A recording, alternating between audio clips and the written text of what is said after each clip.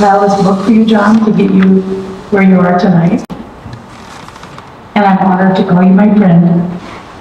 And I'm very pleased that the Ventura County Educators Hall of Fame has chosen to honor John Walker tonight.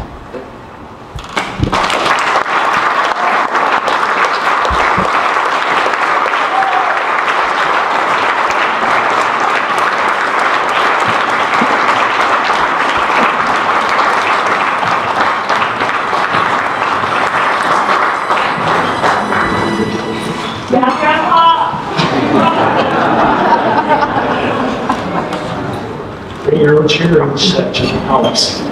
Elma, when the night time comes, would you write my obituary? Never. I want to go first. Thank you. Before I start, I got to say something about Dr. Calvin. Early in my career, I worked for Verizon, and I was a sales manager for Ventura County. And one of the good things that we got to do was take people to sporting events. I became such good friends with Dr. Calvin, because as you know, he loves sports. Every time I saw him, he would always say, "When's the next Dodger game?" or whatever sport, Lakers. I became a very good friend, especially during basketball season. So we had a great time, and I always appreciate that. And thank you, Dr. Reese. First of all, I want to say how honored and happy I am to be here and to be one of the recipients of the Hall of Fame. My journey here tonight began in 1969, fresh out of the Marine Corps and the divisive Vietnam War. I decided to continue my high school quest from becoming a school teacher by enrolling in Cerritos Community College. From there, I went on to Long Beach State, where I completed my economics degree and most of my coursework towards a teaching credential, all while working full-time and raising a family. Graduating in 1975 and ready to start my student teaching, I found myself in a really difficult position, as there were very few districts that were hiring teachers during that time. Kathy, my very supportive wife, and I had concerns even if and when I finished school, would I be able to get a job? And as you all know, student teaching doesn't pay much. Therefore, I decided to forego teaching for a few years and continue my job with Verizon, or GT in those days, and pursue my degree, or pursue my dream of teaching later in life. As it turned out, I stayed with Verizon for 34 years, especially after they paid for a very expensive Pepperdine MBA. Don't you wish teachers had that? That school districts can do that? Put that in the suggestion box, Dr. Rice. However, along the way in 1989, with our two daughters in school, I found a way to live out my dream by serving public education. I had a mother-in-law and a wife who both encouraged me to run for school board. I joined the Unified Ventura Board in 1989 after quite a testy election. I'm sure Dr. Joe Spiro, who is here with us tonight, who was assistant superintendent at the time, remembers those first few rocky years that I had. I remember my election platform very well. Run the school district like business, and you can't fail.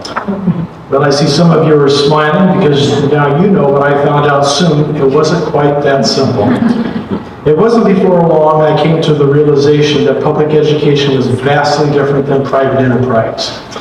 But as it was, there were employee associations, fellow school board members, and administrators who came to my rescue with a lot of well-intentioned advice and guidance. And that continued for 29 years, actually. During my 29-year tenure on the board, a lot has happened. We passed bonds, built schools, relocated the district office, expanded adult education, hired new superintendents, capped lifetime medical benefits. I will give Jerry Danneberg credit for that.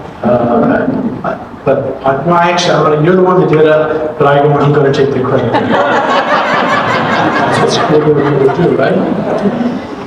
So I appreciate all of that, but it was quite an exciting time. And also during that time, as you heard Velma say, I worked with the Ventura County School Boards Association, as well as the Board of Directors for the California School Boards Association.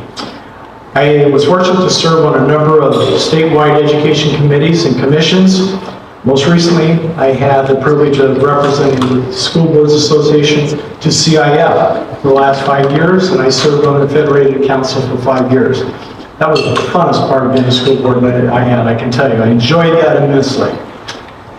It has been an incredible journey, one that I will always treasure. While I really wanted to be in the classroom, being a board member was a great alternative.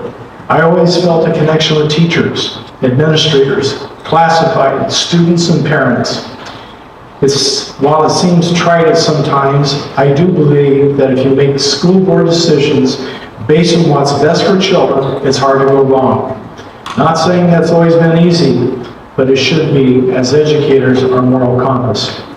After working for Verizon for 34 years, I retired and went to work for the Ojai Unified School District as personnel director and risk manager for another 12 years. That is where I really observed the inner workings and the other side of the table about our school district. That's where I witnessed the many struggles facing our schools, employees, students, and our communities. What I learned most is that public education is only successful if we work as a team. As a board member, I was limited in what I could do, or even what I should do. It was the work of teachers, support personnel, administration, and the superintendent who did the work and deserved all the credit. A well-functioning school district only happens when there's a well-functioning staff. We work together as a team. That is mandatory. In my 29 years on the board, I served with 5 superintendents and 13 different board members. Some of them are here tonight, Dr. Spirito, as well as board members Velma Lomax, Jim Wells, Jackie Moran, I think that's all. Okay, just to make sure. As well as our other administrators here tonight, as well as Martha Macias, who always supported the board in everything that we did. She was the superintendent's right-hand person. I want to thank all of them for my school board experience, and I hope I have been helpful to them as well. I have so many to thank for their guidance, suggestions, and support, and even when all else failed beside that, I pray. Pastor Jim, it's terrible that we make that the last thing we do. As I look across this room, I see people filled with, who care immensely about the children of this country. We come from all walks of life, benefits, and political persuasions. Sometimes we come together for the good of students.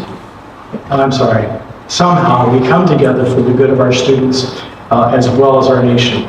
What a grand country we live in. Several days ago, I had the privilege of visiting the 2019 Ventura Teacher of the Year, Mr. Sand, who we recently honored at Isabel Middle School, and whom we recognize tonight. What a great feeling it was for me to witness how the students appreciated him. One of his 7th grade students, without my prompting, told me how much she loved his class and what a great teacher he was. On the other hand, there was a student sitting just across from her who said, well, he might be just a little bit too strict. I said, well, I think that's because he was a Marine. I told her someday she would be glad that he was strict. His classroom is where our nation's future lies.